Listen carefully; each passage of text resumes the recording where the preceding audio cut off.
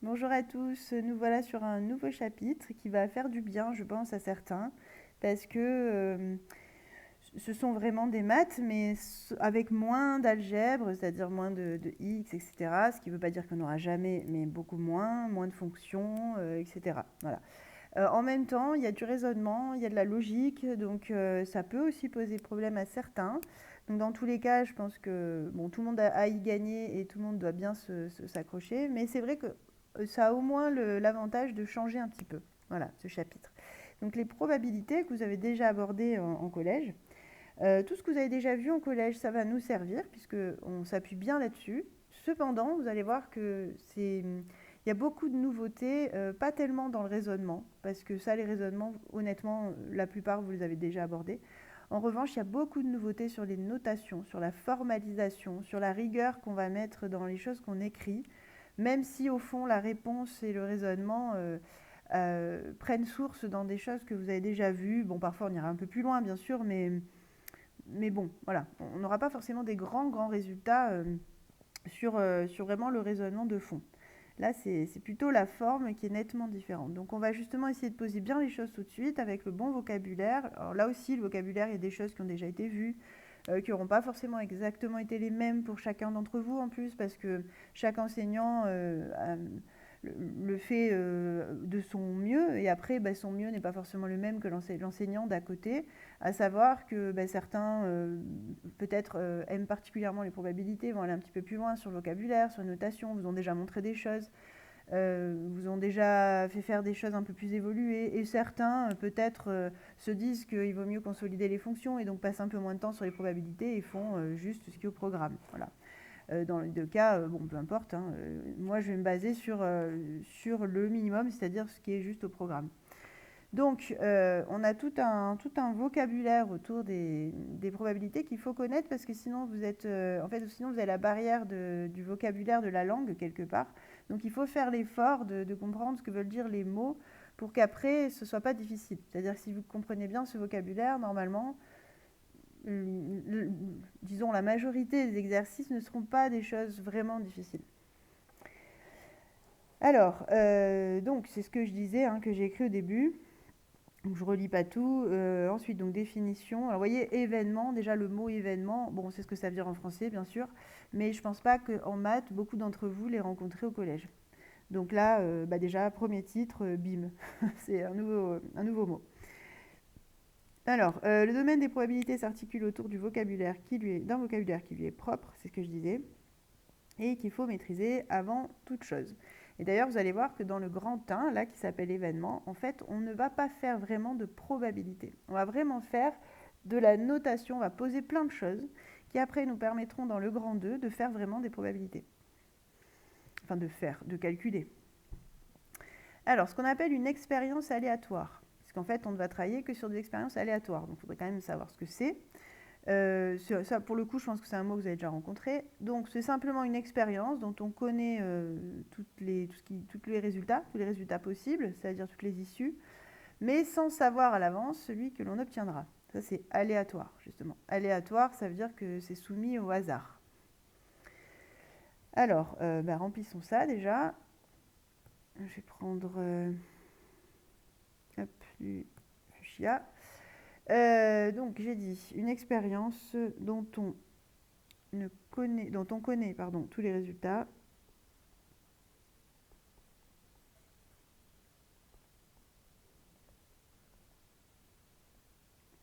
Résultat d'ailleurs qu'on appellera issu, on va l'écrire juste en dessous, ça aussi c'est un mot que vous avez déjà dû rencontrer. Donc tous les résultats possibles, on est toujours dans le domaine du possible, hein, sur les probabilités. En fait, on essaie justement d'estimer le possible, d'avoir une estimation d'une prévision. Enfin, c'est assez particulier hein, comme domaine des mathématiques. Donc, j'en étais où? Deux résultats possibles, sans savoir.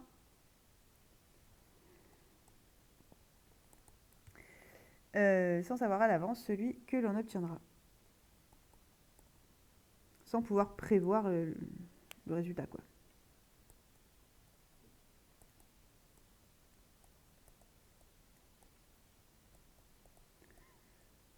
Voilà. Alors justement, un résultat possible porte un nom. Donc un résultat possible d'une expérience aléatoire. Aléatoire, vous remarquerez qu'il y a un seul L, hein, ça vient du mot aléa, un aléa. Donc un résultat possible d'une expérience aléatoire s'appelle justement une issue.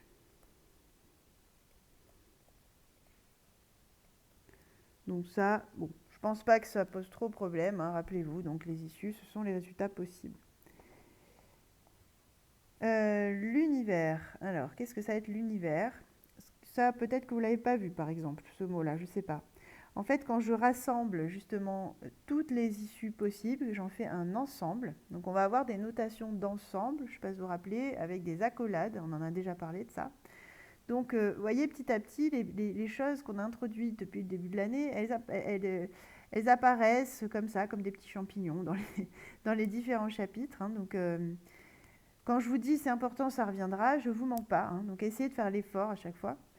Oui, on va faire un ensemble avec toutes les issues possibles et c'est ça qu'on va appeler l'univers. Donc, en gros, l'univers, c'est le monde dans lequel on se place pour l'expérience qu'on étudie. Voilà. Donc, par exemple, si je prends le truc basique, le lancer d'un dé, les résultats possibles, c'est 1, 2, 3, 4, 5, 6. Donc, si je fais un ensemble, je mets des accolades autour de ça, et c'est ce qu'on appelle l'univers. Si je prends le lancer d'une pièce, mon univers, ce sera pile, face, entre accolades, c'est-à-dire l'ensemble des deux issues possibles, pile ou face. Si je prends, je sais pas moi, je prends la classe et je m'intéresse à la couleur des yeux, je vais avoir marron, vert, bleu, enfin toutes les couleurs classiques, disons. Pareil, je les sépare d'une virgule, je mets des accolades et puis paf, ça me fait l'univers. Donc c'est toutes les issues possibles. Du coup, l'univers est l'ensemble, parce que je veux quand même que vous reteniez bien qu'il s'agit bien d'un ensemble, d'un sac, et l'ensemble de toutes les issues possibles d'une expérience aléatoire.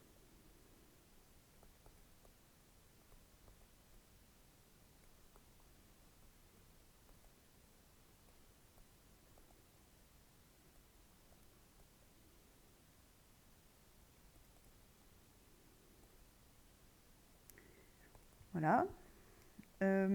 On le note souvent.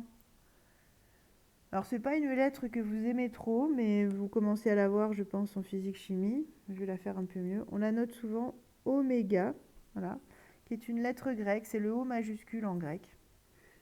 Alors, je vais vous écrire comment ça se lit. Moi, des fois, je le note E, l'ensemble, enfin l'univers tout simplement comme ensemble, E comme ensemble. Mais c'est vrai que dans les livres, on voit en général oméga. Ensuite, alors justement, qu'est-ce qu'on va appeler un événement? Alors un événement, ça va être justement une partie de l'univers ou un sous-ensemble de l'univers. C'est-à-dire que si je dis, je vais tirer un nombre entre 1 et 10, un nombre entier, ça veut dire que mon univers, ce sera 1, 2, 3, 4, 5, 6, 7, 8, 9 et 10. Toutes les issues. Voilà. Donc, si je tire un nombre entre 1 et 10 qui est entier, a priori, ça je pense que vous êtes d'accord, je tombe là-dedans.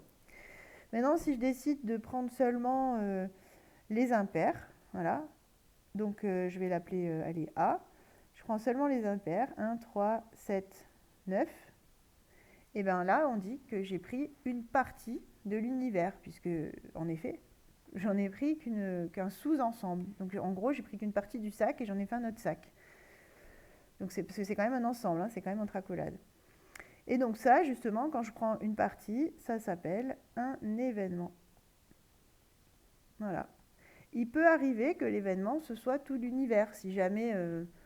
voilà, ça se peut. Vous verrez, en fait, des fois, ça arrive que ce soit carrément qu'on reprenne tout l'univers.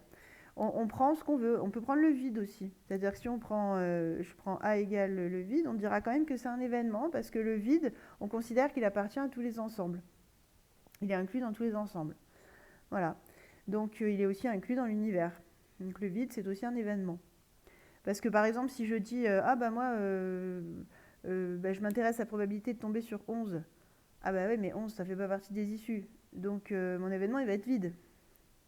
Et donc, du coup, c'est un événement vide. Voilà, c'est possible. Bon, ça, on verra, on va avoir des exemples, hein.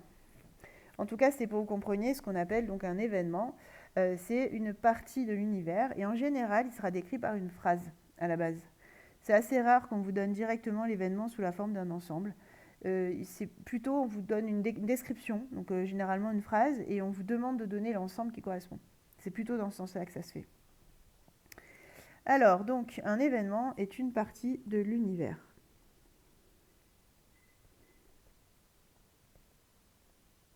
Mais c'est quand même un ensemble, hein, donc disons un sous-ensemble.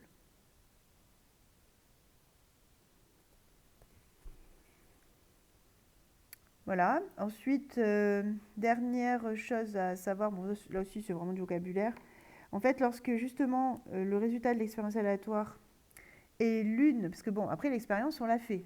En fait, là par exemple, le A là est mon oméga de tout à l'heure. Imaginons que je tire ce nombre. Donc j'ai des jetons de 1 à 10. Hop, je les mets dans une urne. Je tire comme ça, juste sans regarder, au hasard. Donc je tombe sur, je sais pas moi, je tombe sur 6. 6, il n'est pas dans A. Donc dans ce cas-là, je dirais A n'est pas réalisé. Si je tombe sur 3, là 3 il est dans A, ça veut dire que 3 est réalisé. En gros, si vous tombez sur une des issues de l'événement, bah, vous pourrez dire que l'événement est réalisé, c'est-à-dire que je suis bien tombée sur l'événement, entre guillemets, voilà, sur l'événement qui m'intéressait. Donc ça, c'est aussi du vocabulaire à connaître. C'est pas forcément évident pour tout le monde qu'un événement réalisé, ça veut dire ça. Donc il faut s'habituer. Alors, lorsque le résultat de l'expérience aléatoire est l'une, justement, des issues de l'événement, enfin d'un événement plutôt, je n'ai pas forcément parlé d'un événement en particulier, donc d'un événement, on dit que cet événement est réalisé.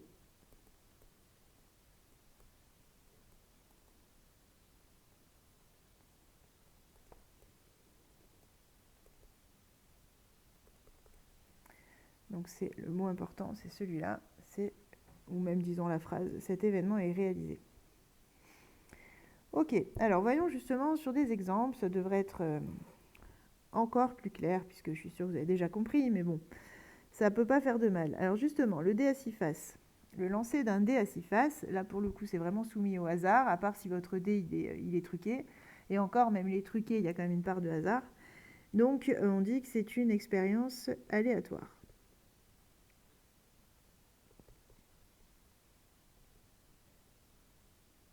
Puisqu'on sait quand même qu'on peut tomber sur 1, 2, 3, 4, 5 ou 6, mais on ne sait pas sur lequel on va tomber. L'univers, ça je l'ai donné en exemple tout à l'heure déjà, c'est donc oméga égale, et là j'écris toutes les issues possibles, c'est-à-dire 1, 2, 3, 4, 5 ou 6. Et je l'écris bien sous la forme d'un ensemble, comme ce qu'on a pu faire dans le tout premier chapitre de l'année, où on voyait des ensembles, des listes, hein. Je rappelle qu'un ensemble c'est une liste avec laquelle on a fait un sac. C'est pas forcément ordonné, souvent on les écrit dans l'ordre parce que l'esprit humain est comme ça, mais à vrai dire c'est pas une obligation, c'est juste une liste. Voilà, alors maintenant, vous voyez, on vous donne un événement A, et vous voyez qu'au début, il écrit qu'une phrase. Donc, A, obtenir un résultat inférieur ou égal à 4, est un événement, puisque, justement, ça va être une partie de l'univers. Et cette partie-là, on va l'écrire maintenant sous sa forme ensembliste, c'est-à-dire sous la forme d'un ensemble d'issues. À quel ensemble d'issues ça correspond ?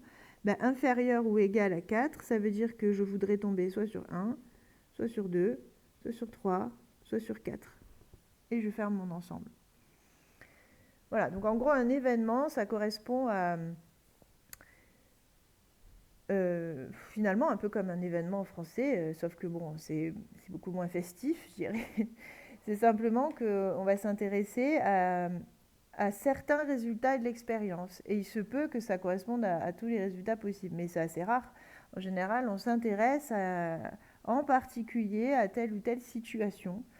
Oui, voilà, événement, ça pourrait être situation, disons. Et on veut voir parce qu'à terme, il y aura des probabilités, bien sûr, là-dessus. Donc, ce qui nous intéresse, c'est de savoir quelle est la probabilité de tomber sur cette situation, donc de tomber dans cet événement. Et donc, justement, on écrit les issues qui correspondent à ce qui nous intéresse avant de calculer une quelconque probabilité. Du coup, alors si je lance le dé et que j'obtiens 2, j'arrive dans A, donc je vais pouvoir dire que A est réalisé. Si je le lance à nouveau et que cette fois-ci j'obtiens 6, je ne tombe pas dans A. Donc ça veut dire que je ne suis pas arrivée dans la situation qui m'intéresse, dans l'événement A. Donc je dis que A n'est pas réalisé.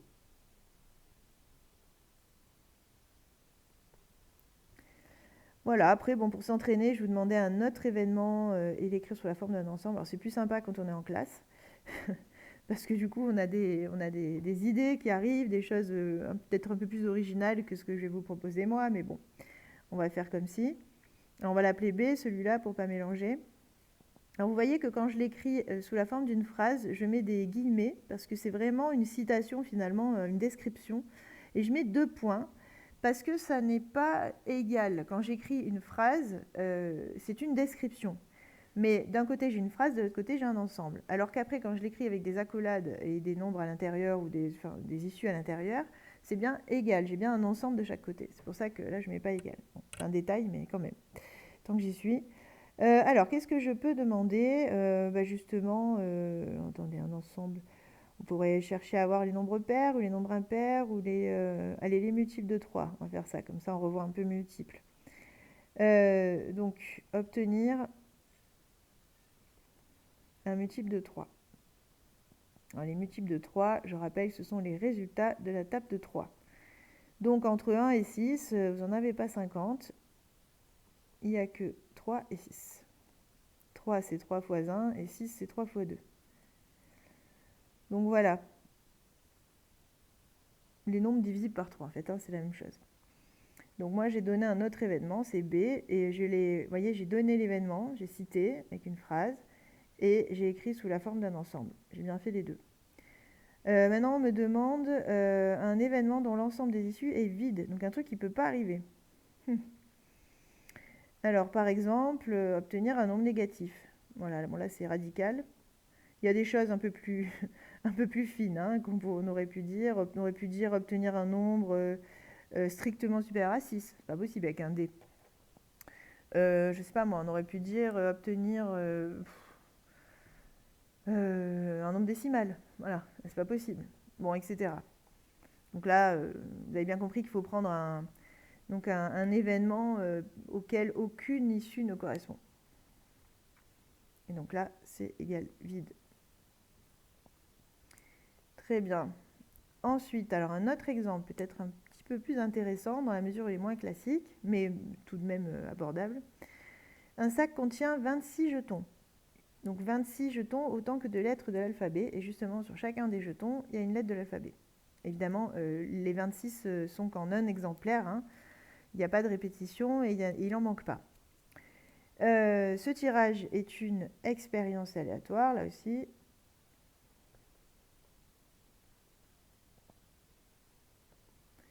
Dont l'univers est... Bon, je vais peut-être pas m'amuser à écrire toutes les lettres. Mais vous avez compris que c'est donc les 26 lettres de l'alphabet. Toujours entre accolades, puisque c'est un ensemble, je rappelle. Donc A, B, C, D, E, F, etc. Et à la fin, on aura X, Y, Z. Donc les 26 lettres de l'alphabet. On évite les points de suspension dans les univers, mais bon, là, il y a un moment, ça ne rentre plus. Donc on va se les autoriser. Ok. Obtenir les événements suivants, écrire les événements suivants sous leur forme ensembliste et préciser le nombre d'issues qui les composent. Donc là, premier événement qu'on me donne, c'est grand A, obtenir une voyelle. Donc la question, c'est combien j'ai de voyelles. Alors on va les écrire. Ah non, non, on ne vous demande pas combien il y en a. Ah si, préciser le nombre d'issues. Oui, donc bon, déjà on va écrire les issues. Donc quelles sont les lettres qui sont les issues de cet événement-là? Donc les voyelles, j'ai A, E, I, O, U, et on n'oubliera pas Y, qui est une voyelle aussi. Donc, A comporte 6 issues. On peut dire 6 éléments aussi. Vous vous rappelez, pour un ensemble, on parle d'éléments. Donc, l'univers est, enfin, ou un événement est un ensemble, vous avez le droit de parler d'éléments, hein, si vous préférez, pas de souci. Donc A, ok. Et ensuite, obtenir une lettre du mot probabilité. Alors, qu'est-ce que j'ai dans cet événement? Dans probabilité, il y a soit P, soit R, soit O. Donc là, vous avez bien compris l'idée, hein. Je prends un jeton au hasard et la question c'est quelles sont les possibilités d'obtenir une lettre du mot probabilité. Ensuite, B, A. B, je ne le réécris pas, hein. Je ne vais pas écrire deux fois, enfin, il n'y a aucun intérêt. B, c'est B. I, pareil, je l'écris qu'une fois. L, je l'écris qu'une fois. Donc après, il me manque T, E et S. Donc combien j'ai d'issues dans cet événement-là? J'en ai 4, 10. Donc B comporte 10 issues.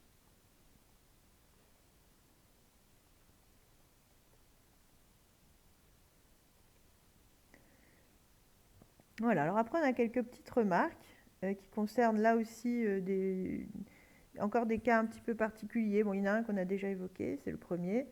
Ce qu'on va appeler un événement impossible, justement, c'est un événement qui ne peut pas se réaliser. C'est-à-dire que je n'ai aucune issue qui corresponde à l'événement. Donc, un événement impossible est un événement qui ne peut pas se réaliser. Donc, ce que je disais tout à l'heure avec mes négatifs et le dé, hein, je lance le dé à 6 faces, je ne peux pas obtenir un nombre négatif. En tout cas, pas avec le dé classique. Donc c'est ce qu'on appelle un événement impossible. Il ne contient aucune issue. Et il est donc noté ensemble vide. On a eu un exemple déjà tout à l'heure. Et après, il y a le pendant de ça, qui est le contraire. C'est-à-dire que autant on peut avoir des événements impossibles, autant on peut avoir des événements qu'on est sûr de réaliser. Alors quand est-ce qu'on est sûr de le réaliser? Quand l'événement, il contient toutes les issues. Il contient tout l'univers. Et dans ce cas-là, on va appeler ça un événement certain. Parce que justement, celui-là, il est garanti. On est sûr de tomber dedans puisque on est dans l'univers et l'univers, c'est toutes les possibilités. Donc un événement certain est un événement qui est toujours réalisé. Il contient toutes les issues de l'univers ou tous les éléments de l'univers.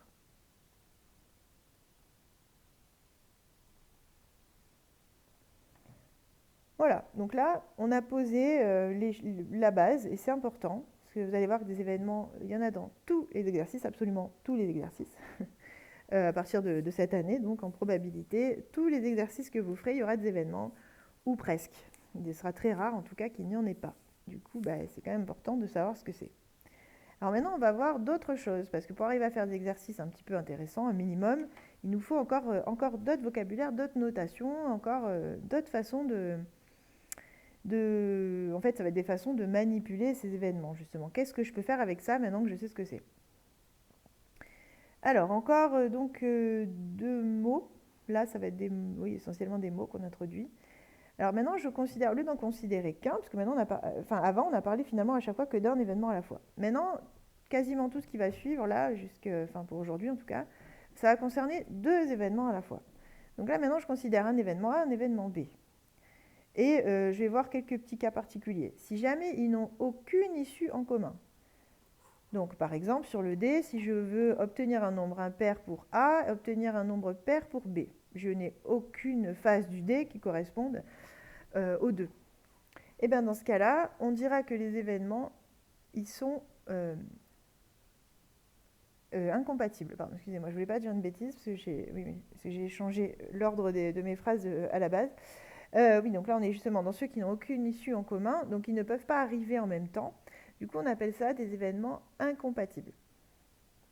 Finalement, ça a le même sens qu'en français, hein. Donc, lorsqu'ils n'ont aucune issue, A et B sont dits incompatibles.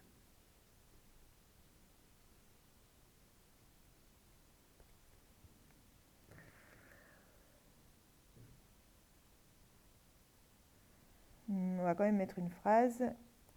Ils ne peuvent pas se réaliser simultanément. Donc, simultanément, ça veut dire en même temps. Ils ne peuvent pas se réaliser simultanément. Avec une même issue, quoi. Ok, donc ensuite, un autre cas qui arrive, et justement, alors je les ai mis au même endroit, les deux définitions. C'est à la fois c'est à la fois malin parce que du coup on va pouvoir discuter des différences et à la fois pas très malin parce que je voudrais pas que vous mélangiez les deux. Mais bon, pourtant c'est pas la même chose, hein. Alors maintenant, si jamais B contient toutes les issues que A ne contient pas, voilà. Donc c'est encore pas la même chose. Là vraiment, vous voyez, on le voit sur le dessin là, quand ils sont incompatibles, il y a l'univers, donc c'est ce qui est en bleu, et à l'intérieur, un morceau c'est A, un morceau c'est B. Donc en effet, ils ne se rencontrent pas, mais ils ne forment quand même pas tout l'ensemble à eux deux. Alors que là, je vais parler de l'événement contraire. Et en fait, ce qu'on va appeler le contraire, c'est vraiment quand j'ai un ensemble et après, je considère celui qui va être tout le reste de l'univers, en fait. Voilà. Et donc, dans ce cas-là, je dirais qu'ils sont contraires. Donc en effet, ils sont aussi incompatibles, puisque deux événements qui sont contraires, ils ne vont pas arriver en même temps. Mais c'est plus fort qu'incompatible, en fait. Ils sont non seulement incompatibles, mais en plus ils sont complémentaires. C'est-à-dire que l'un va compléter l'autre pour former tout l'univers. Voilà, donc c'est encore autre chose. Même s'il y a un lien, c'est pour ça que je l'ai quand même mis au même endroit, mais c'est quand même pas la même chose, hein. Donc si B contient toutes les issues que A ne contient pas, on dit que A et B... Enfin, excusez-moi, hein, je me reprends, mais on dit que... On va le mettre plutôt comme ça. Oui, allez, on dit que A et B sont des événements contraires.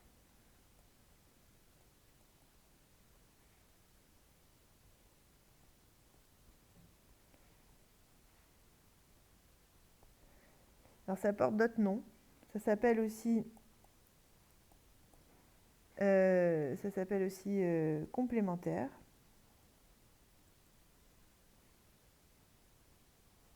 Parce que justement, ils se complètent pour former le tout.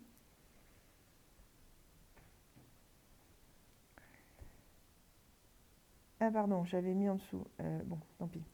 Donc, on dit que A et B sont des événements contraires. On dit aussi que A et B sont complémentaires. J'avais oublié que j'avais prévu de l'écrire. Excusez-moi. Bon, c'est vraiment comme en classe, hein. Des fois, je me perds, mais tout va bien. Donc aussi, on dit aussi que A et B sont complémentaires et on note, parce qu'évidemment, on va avoir une petite notation pour ça qui reviendra très souvent. On note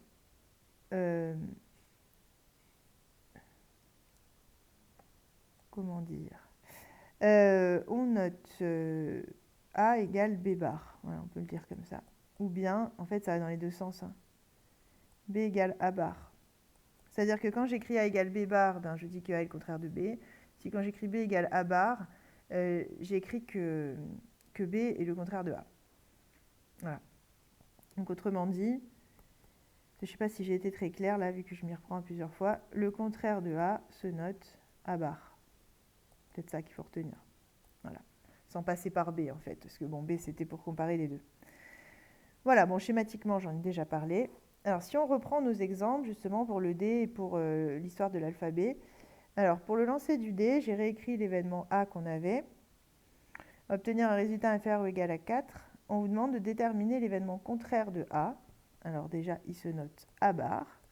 Si on le décrit avec une phrase, obtenir un résultat inférieur ou égal à 4, si je prends le contraire de ça, ça voudrait dire que si je n'obtiens pas un résultat qui est inférieur ou égal à 4, j'obtiens un résultat strictement supérieur à 4.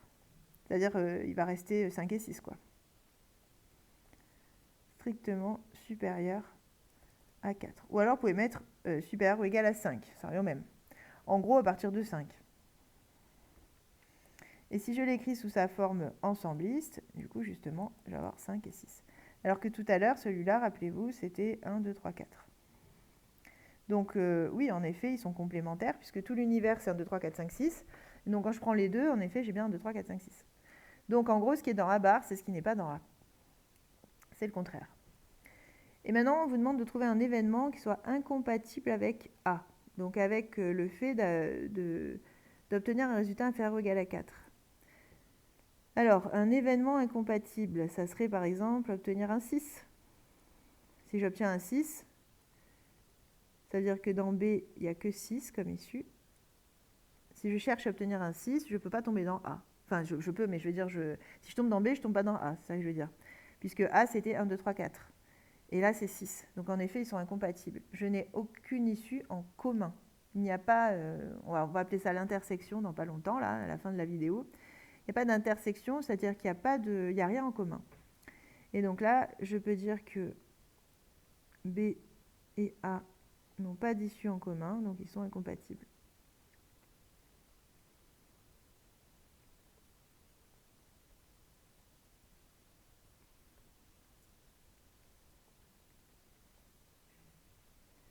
J'aurais dû l'écrire plus haut. J'espère que c'est plus propre chez vous.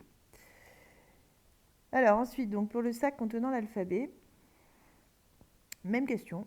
Alors A c'était, non c'était B pardon. Même question mais avec B bien sûr, hein, je ne l'ai pas écrit.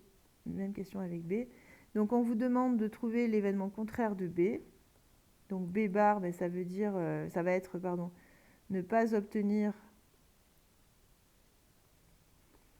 une lettre du mot probabilité.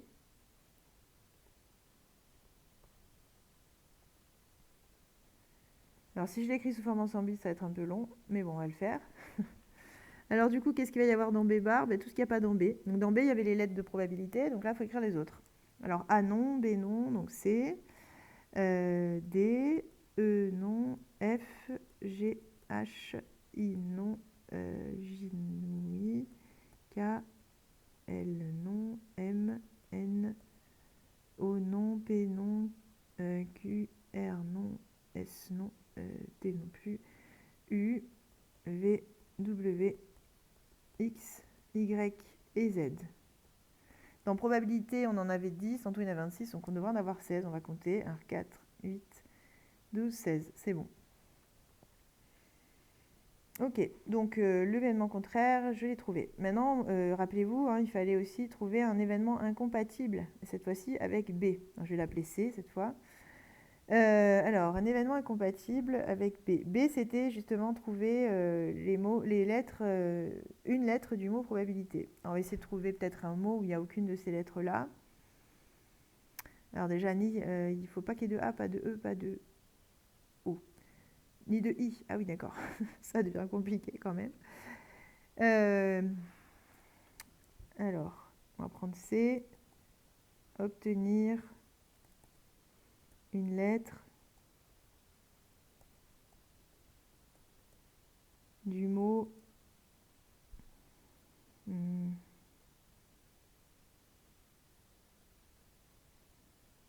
va prendre le mot yuzu. Je ne sais pas si vous connaissez, c'est un fruit exotique.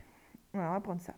L'avantage, c'est qu'il n'y a que des U comme voyelles, et Y et Z, on ne les a pas utilisés encore, donc c'est bon. Donc dans C, justement, qu'est-ce qu'il va y avoir comme lettres? Y, U et Z.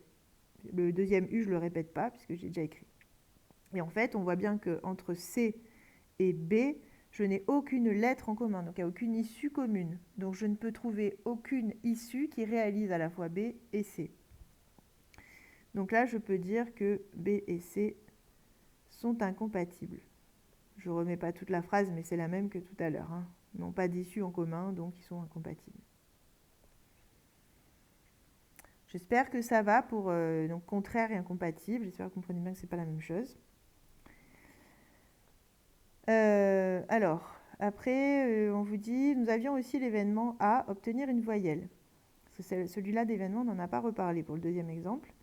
On vous demande quelles sont les issues qui réalisent à la fois A et B. Ah, donc là, on s'achemine, vous allez voir, vers encore des nouvelles notations. Il y a beaucoup de choses hein, dans cette vidéo-là, mais c'est parce qu'il nous faut tout ça pour pouvoir commencer, pouvoir faire des choses. Alors, donc, je réécris A. A, c'était les voyelles, donc il y avait A, E, I, O, U, Y. Et B, c'était les 10 lettres du mot probabilité.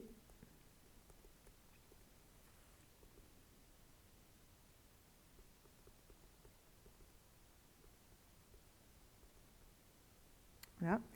Et donc, on vous demande qu'est-ce qui réalise à la fois les deux, c'est-à-dire qu'est-ce qui est commun aux deux. Là, cette fois, il y en a. Ils ne sont pas incompatibles, ceux-là. Donc, justement, on vous demande, très bien, ils ne sont pas incompatibles, mais qu'est-ce qui est à la fois dans les deux? Donc, ce n'est pas bien compliqué, hein, vous regardez vos deux ensembles et vous cherchez. Alors, A, oui, il est dans les deux. E, oui, il est dans les deux. I, oui, il est dans les deux. O, oui aussi. Ah, par contre, U et Y, non.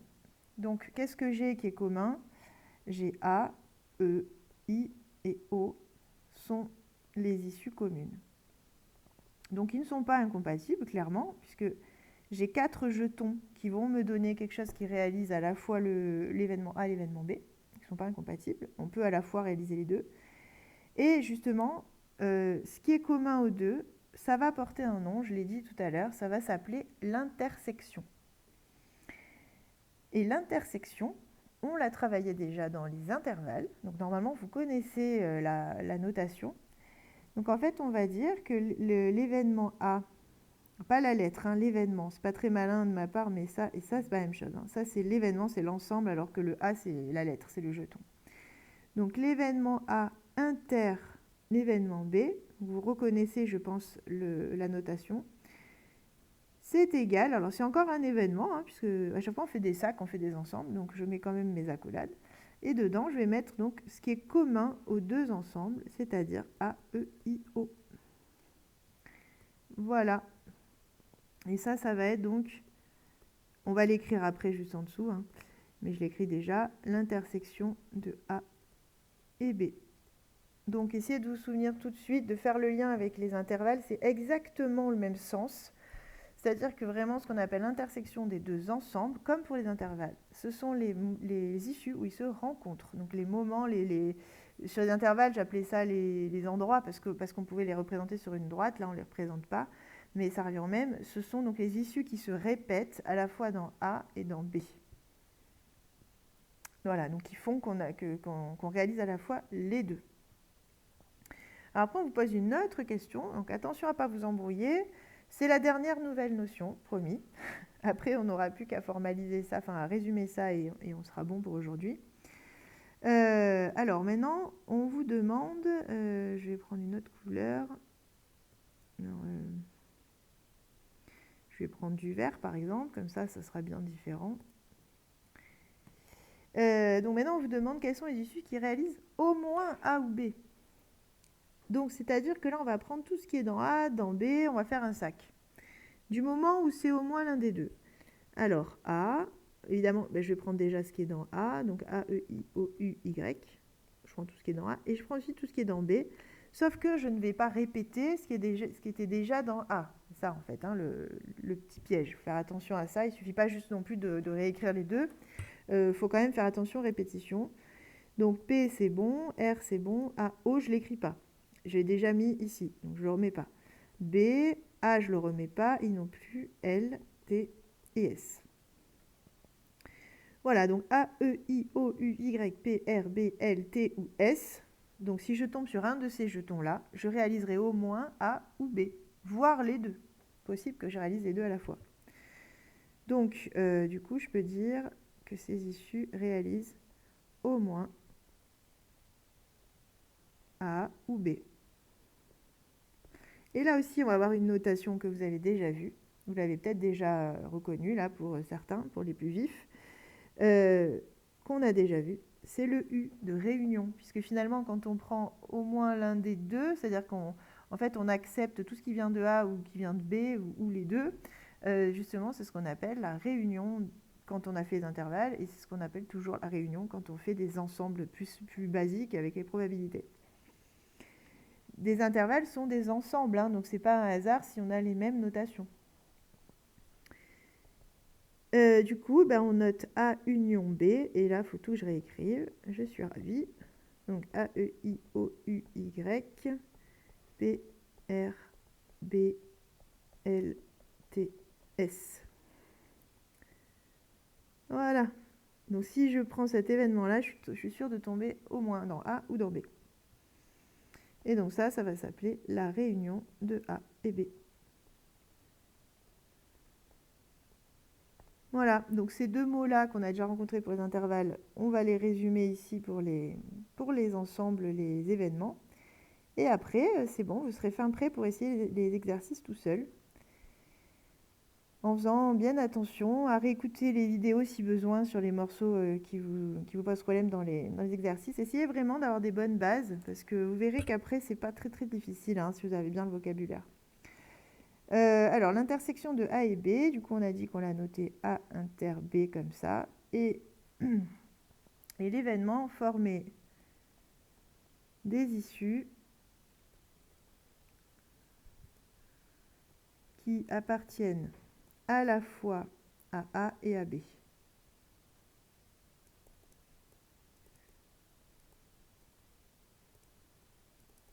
Donc, c'est ceux qu'on rencontre dans les deux événements. Pardon.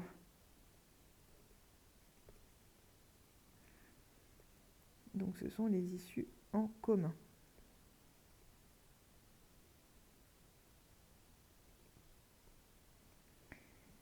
Ok, ensuite la réunion, notée A union B, et l'événement formé des issues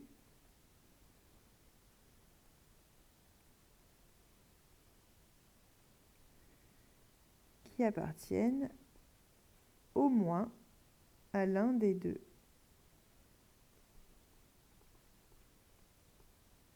Au moins à l'un des deux événements.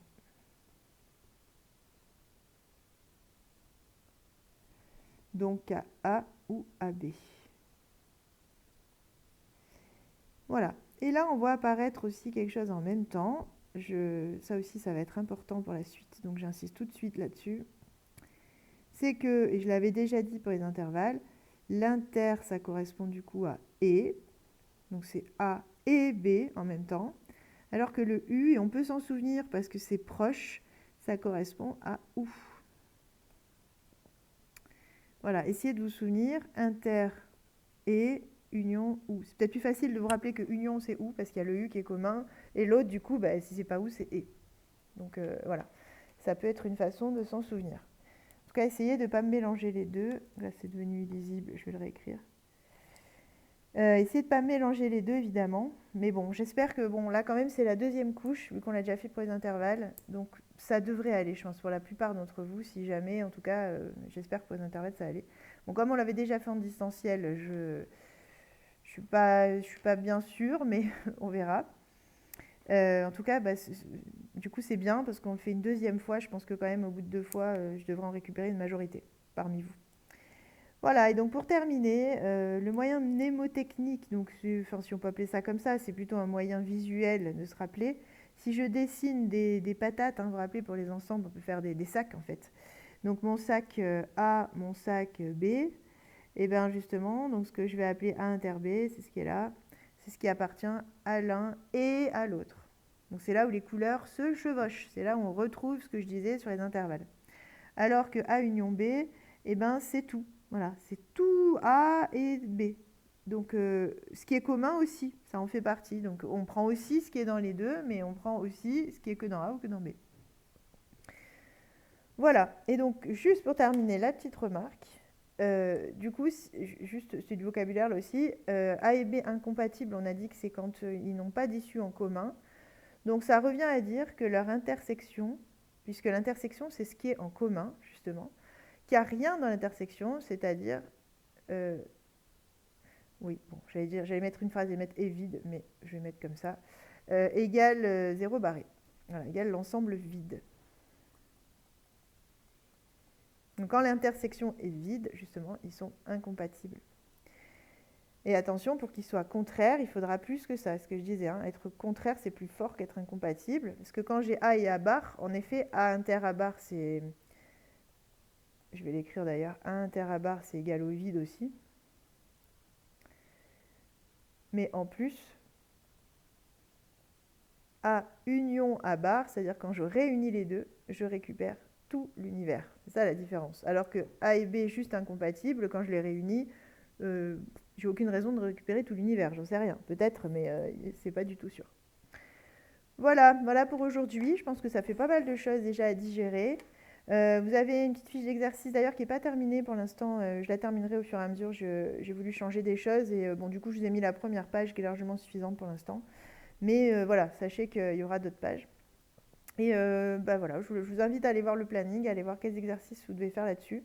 Et si je me souviens bien, vous avez donc des premiers exercices. Après, il y aura, j'espère être dans les temps, les corriger.